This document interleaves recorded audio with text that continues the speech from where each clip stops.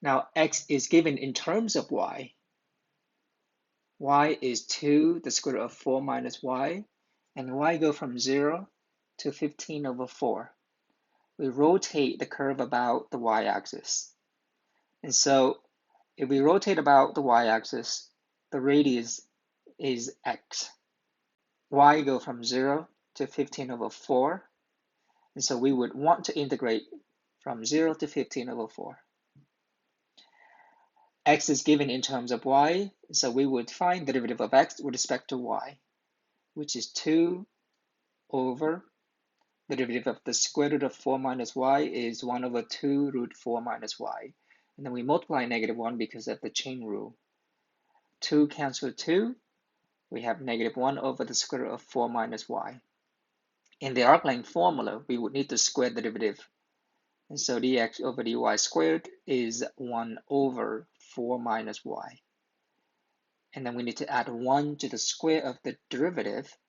And so 1 plus dx over dy squared is 1 plus 1 over 4 minus y.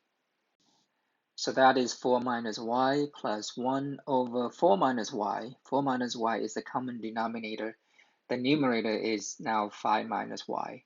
The denominator is 4 minus y. Now this is the argument underneath the square root. The square root of 1 plus dx over dy squared is now the square root of 5 minus y over 4 minus y. Now using the surface area, it is the integral of 2 pi times the radius, but the radius is x in this case because we rotated about the y-axis. The lower limit of integration is 0 and the upper limit of integration is 15 over 4. The arc length is the square root of 1 plus dx over dy squared. But remember, we simplified this earlier. The variable of integration is y, and so we would need to rewrite x in terms of y. But x is given at 2 the square root of 4 minus y, and so we just simply substitute x with 2 the square root of 4 minus y. The arc length is the square root of 5 minus y over 4 minus y. And then don't forget dy. The constant multiple of 2 pi times 2 is 4 pi.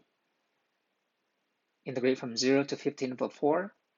The square root of 4 minus y canceled out, so we end up with the square root of 5 minus y dy.